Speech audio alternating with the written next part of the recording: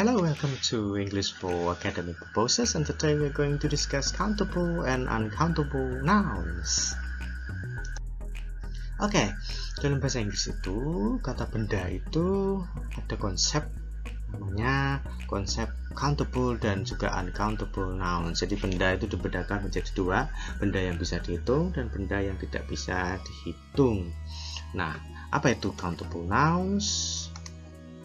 Countable nouns itu adalah benda yang bisa dihitung. They refer to things that can be counted, benda yang bisa dihitung. Contohnya adalah a banana, a cherry, a Christmas tree. Ya, ini adalah benda-benda yang bisa dihitung. Kemudian ada juga yang namanya uncountable nouns. Apa itu? Benda-benda yang tidak bisa dihitung. They refer to immaterial concepts.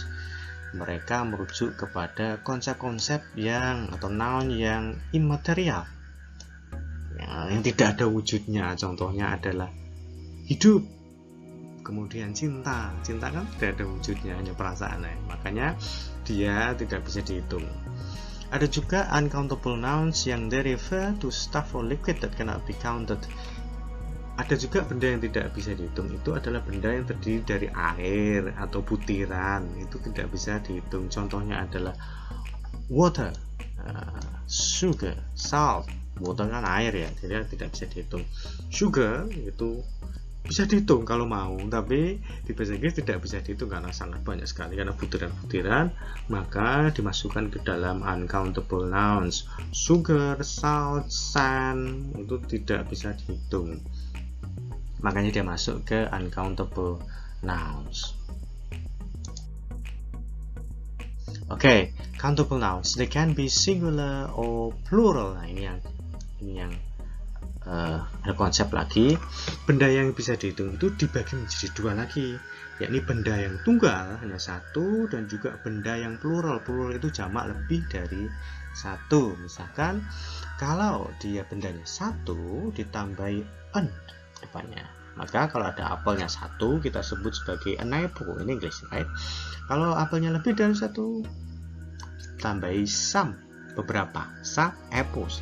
Dan diingat belakangnya harus ditambahi s karena ini adalah menunjukkan bahwa ini plural, lebih dari satu. Kemudian kalau benda yang tidak bisa dihitung, uncountable nouns, they are always singular. Contohnya adalah coffee, milk, money, pasta. Lah, kemudian gimana ngitungnya? Maka dari itu uncountable noun selalu dihitung sebagai satu benda atau singular. They are always singular. Lah, akan tapi kok depannya nggak dikasih a atau an? Nah, oke, kita lihat selanjutnya. Oke. Countable and uncountable nouns. Countable nouns, kalau benda yang bisa dihitung, kita bisa tambah depannya pakai ini a atau an. A house, contohnya ya, satu rumah. The table. Numbers, ditambah depannya dua anak, two children. Atau kita tambah depannya adalah some atau any when they are plural only. Jika mereka plural, kita bisa tambah some. Some itu beberapa. There are some apples on the table. Ya. Akan tetapi kalau uncountable noun, before them you can use some atau any. Karena dia dihitung singular, maka verbnya di sini, to be-nya there is, selalu is karena dia singular. There is some water in the glass.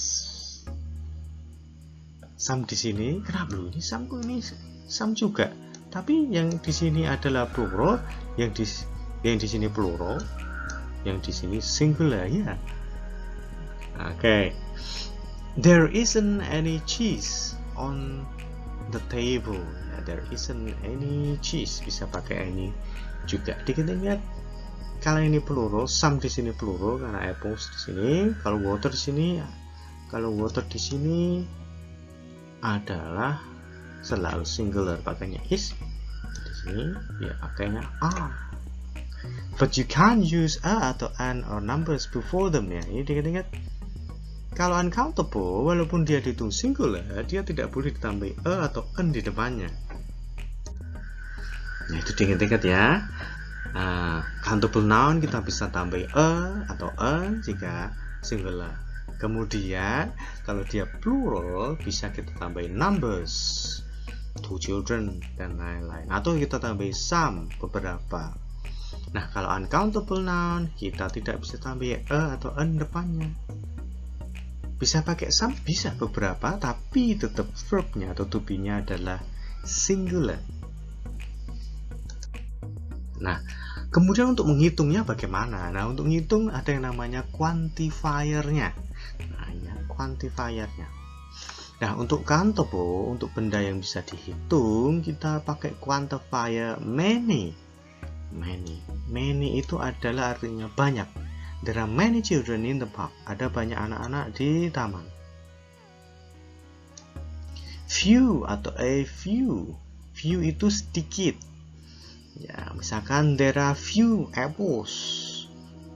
There are a few apples. Nah, ini kadang-kadang kita susah membedakan ya. Misalkan nih, there are few apples. Ada sedikit apples. Ada keterangannya not enough. Maksudnya adalah karena apelnya sedikit, makanya tidak cukup. Tapi jika ada a few, there are a few apples, walaupun sedikit, dia cukup. Nah, itu bedanya ya. Few dan juga a few.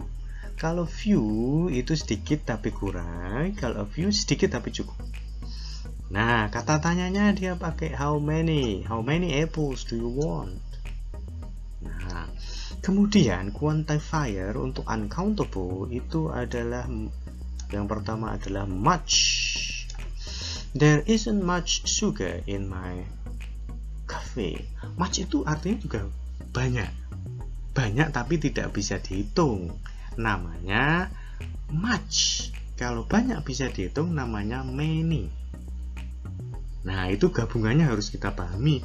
Kalau kita mau quantify misalkan sugar harus pakai much.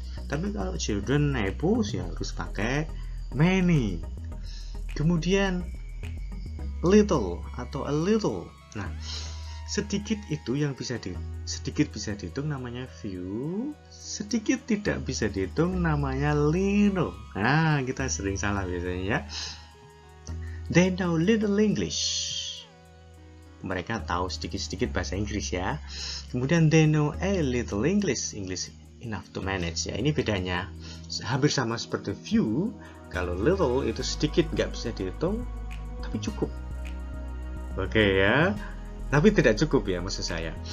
They know little English. Mereka tahu, paham. Paham kan tidak bisa dihitung ya. Pemahaman tidak bisa dihitung, makanya pakainya little. Ada juga pakainya a little ya, cukup.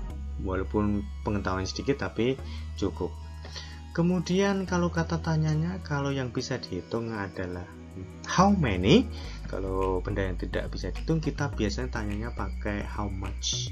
How much money do you need? Nah, ini yang mungkin agak membingungkan karena money itu dihitungnya sebagai uncountable, walaupun money bisa dihitung ya. Tapi di sini money di sini dihitungnya sebagai uncountable, jadi harusnya pakai how much. Misalnya kita tanya ke teman, how much money do you have? Atau how much money do you need? Bukan how many money do you need, tapi how much money do you need.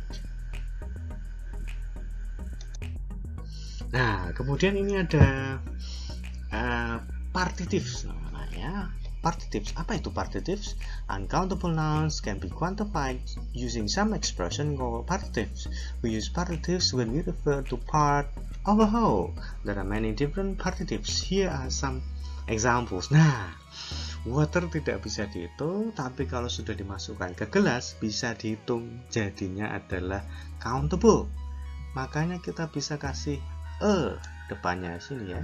Jadinya a glass of water itu bisa. Kalau water aja nggak bisa pakai a karena uncountable.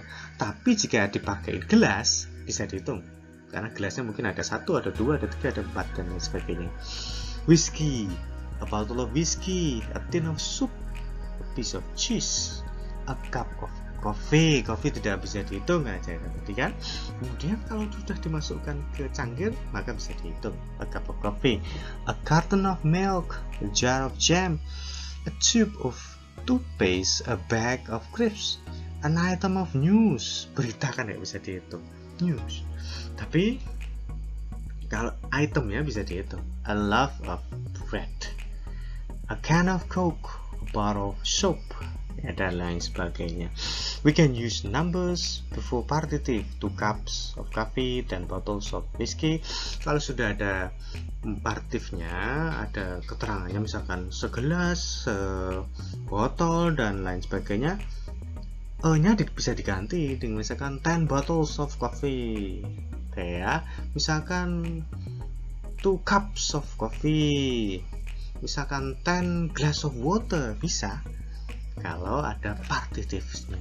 Okay, so that's it for today for countable and uncountable noun. If you have any questions, just write it down in your comment section, or you can contact me via WhatsApp. Thank you very much. See you again next time.